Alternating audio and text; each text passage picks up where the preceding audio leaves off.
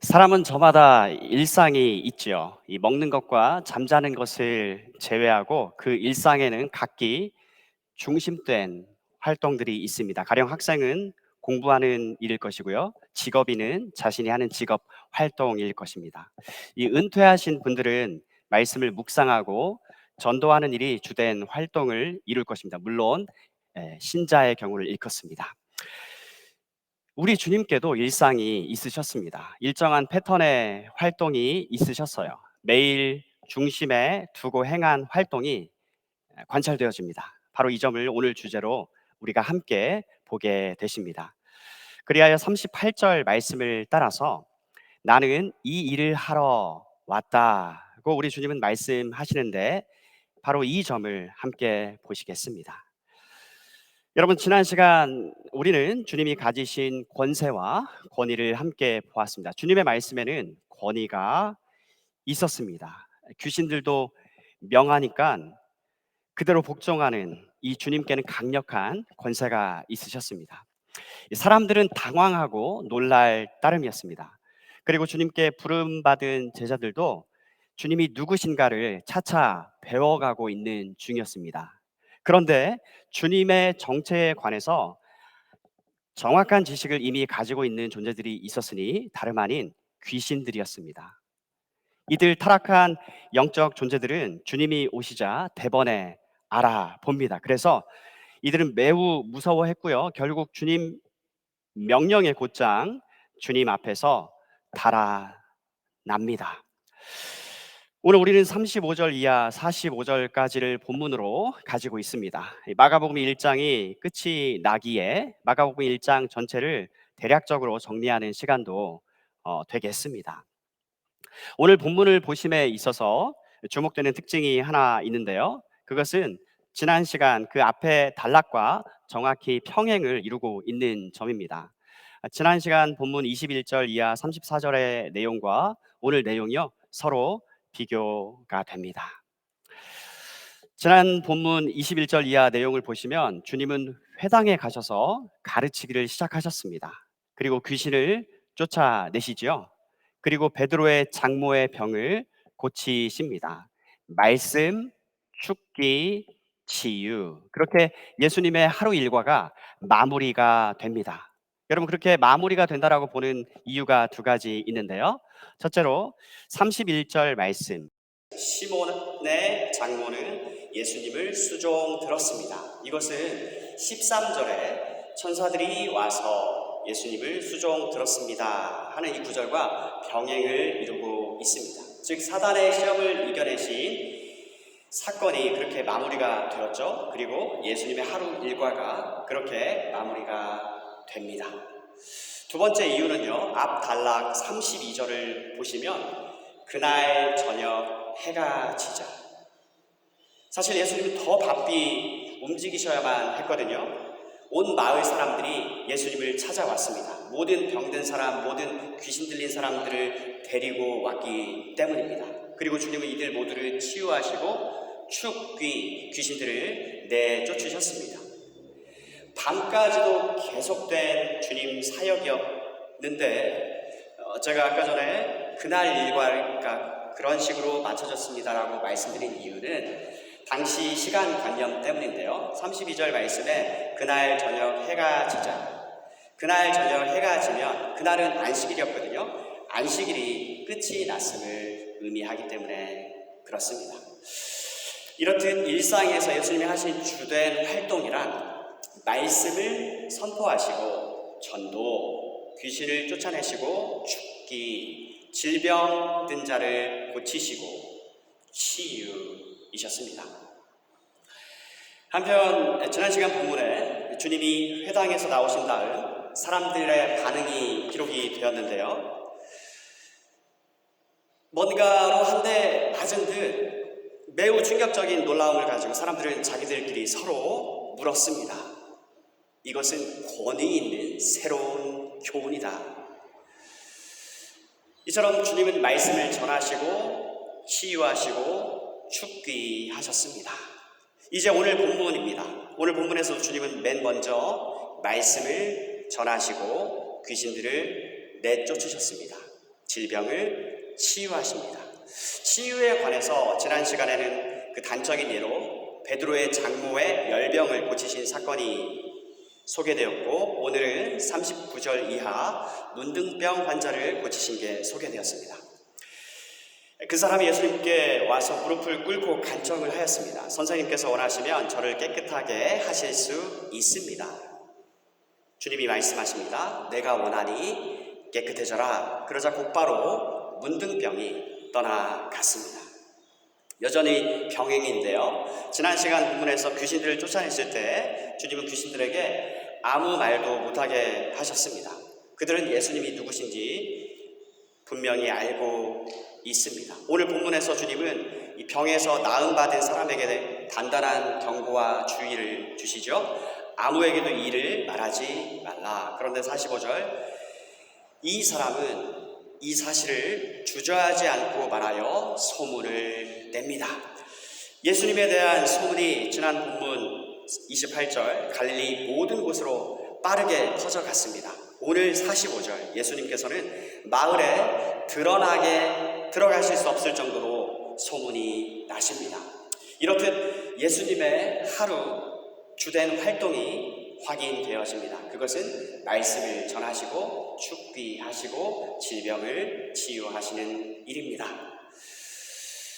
자, 이상의 이 본문 말씀으로부터 적용을 위한 포인트 두 가지를 하려고 합니다.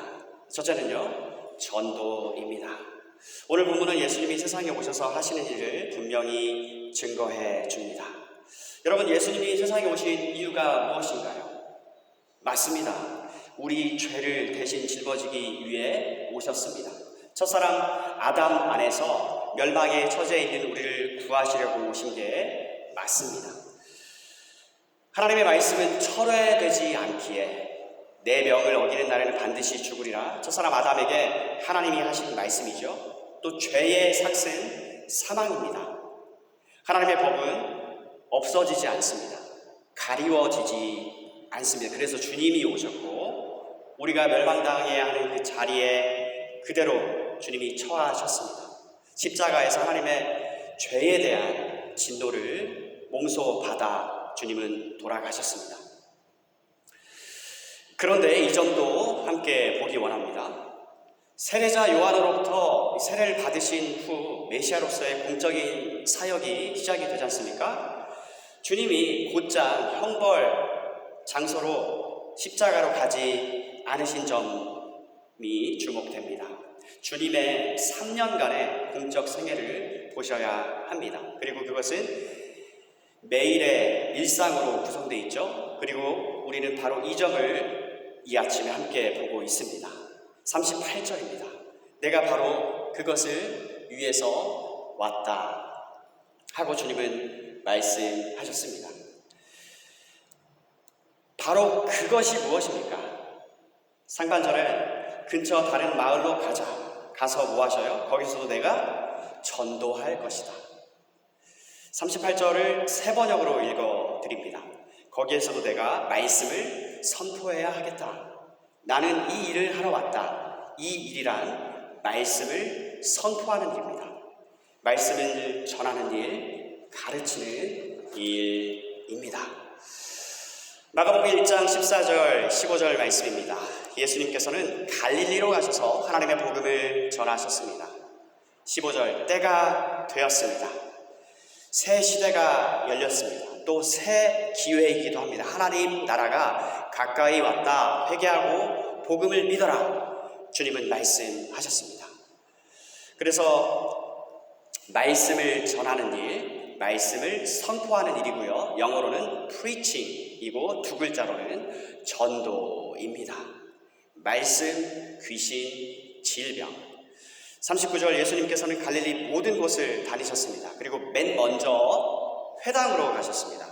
여러분, 회당은 하나님의 말씀이 들려지는 곳이죠. 구약 성경이 해설되고 하나님의 뜻이 선포가 되어지는 장소입니다. 하나님의 아들이 오셔서 회당으로 가셔서 하나님의 말씀을 전하십니다. 39절 하반절 회당에서 말씀을 전하시고 생명의 말씀을 주님께서 전하십니다.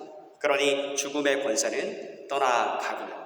또 마가복음 3장 말씀에 이게 있다고 지난 시간 일러드렸는데, 강한 자가 하나님의 말씀이 전해지는 그 장소에 떡하니 자리를 차지하면서 버티고 있었는데, 더 강한 자가 오시니까 그들은 하는 수 없이 떠나가는 것입니다. 말씀을 전하러 오신 주님을 우리는 이 아침에 함께 보고 계십니다. 여러분, 순서가 중요합니다. 말씀, 귀신, 질병. 말씀, 질병, 귀신. 말씀이 앞에 오고 있습니다. 생명을 주는 하나님의 말씀이 들려져야 하는 것입니다. 39절 새 번역입니다. 예수께서 온 갈릴리와 여러 회당을 두루 찾아가셔서 말씀을 전하시고, 여러 회당을 두루 가셔서, 회당으로 주님은 맨 먼저 가셨습니다. 여러분, 참된 교회에 세 가지 표지가 있습니다. 그것들은요, 말씀의 바른 선포, 성례의 정당한 거행, 권징의 신실한 시행. 말씀, 성례, 권징, 이 세 가지입니다. 여러분, 죽기나 또 치유가 중요하지 않다는 말씀이 아니라, 말씀은 이보다 훨씬 더 중요하다는 말씀을 드립니다. 이처럼 예수님 사역에, 그리고 예수님을 믿는 사람들의 모임, 두 글자로 교회에서 말씀은 결코 제외되지 않습니다. 다른 무엇으로도 대체될 수 없는 것, 바로 말씀 선포, 프리칭입니다. 이렇듯 말씀이 언제나 최우선을 차지하는 것을 우리는 본문으로부터 교훈을 받습니다. 두 번째 적용 포인트는요, 기도입니다. 여러분, 어젯밤에 긴 사역을 마치신 주님이십니다. 주님도 주무셨죠? 그리고 일찍 일어나셨습니다. 기도하기 위해서 일찍 일어나셨습니다. 그래서 주님이 일어나시면 맨 먼저 아버지께 갔습니다. 자신이 가장 사랑하는 분께 갔습니다. 주님은 세상에 오신 목적을 정확히 알고 계십니다. 주님은 자기를 세상에 보내신 분이신 아버지와 더불어 이 시간에 이 일을 나누시는 것이죠. 구체적으로는 오늘이라고 일컬어지는 이 하루 동안에 행할 일을 아버지와 함께 나누신 것입니다. 복되신 성삼위 하나님, 두 번째 위격이신 예수님은 첫 번째 위격이신 성부 하나님과 나누셨습니다. 성삼위 하나님 세 번째 위격께서는 언제나 주님이 하시는 모든 일을 도우셨습니다. 즉, 성령 하나님께서는 성자 하나님과 언제나 능력으로 함께 하시었습니다. 이렇듯 기도 후 주님은 움직이셨습니다. 이 주님께서 아버지와 퀄리티 있는 타임을 가지고 있는 동안에 36절, 그 사이 시몬과 친구들은 예수님을 찾고 있었습니다. 까닭은 모든 사람들이 선생님을 찾고 있었기 때문입니다. 주님을 뵙고자, 주님을 만나기 위해 수많은 사람들이 줄지어 주님을 기다리고 있습니다. 하지만 여러분, 주님이 오늘 하실 일, 즉 루틴, 일상을 결정짓는 것은 이 사람들이 아니었습니다. 그런가 하면 주님을 간절히 찾고 있다라고 하는 이 상황 또한 아니었습니다. 주님은 아버지께 받은 사명을 따라서 움직이셨습니다. 38절, 예수께서 대답하셨습니다. 근처에 있는 다른 마을로 가자. 거기서도 내가 전도할 것이다. 내가 바로 그것을 위해서 왔다. 주님은 우선순위를 따라 움직이셨습니다. 자기를 세상에 보내신 목적을 따라 그리하셨습니다. 그것은 전도였습니다. 하나님 나라 복음이었습니다. 마태복음 6장 33절에도 잘 나와 있듯이 무엇이 최우선순위입니까? 너희는 먼저 그의 나라와 그분과 맺은 관계를 추구하라 입니다. 또 주님이 가르쳐 주신 기도에도 잘 나와 있습니다. 우선된 일이란 바로 이것입니다. 아버지의 나라가 오게 하시며 아버지의 뜻이 이제는 이 땅에서도 온전히 이루어지게 하소서. 이 땅에서도와 하늘에서도의 차이는요, 여러분, 하늘에서는요, 아버지께 분부만 내리십시오.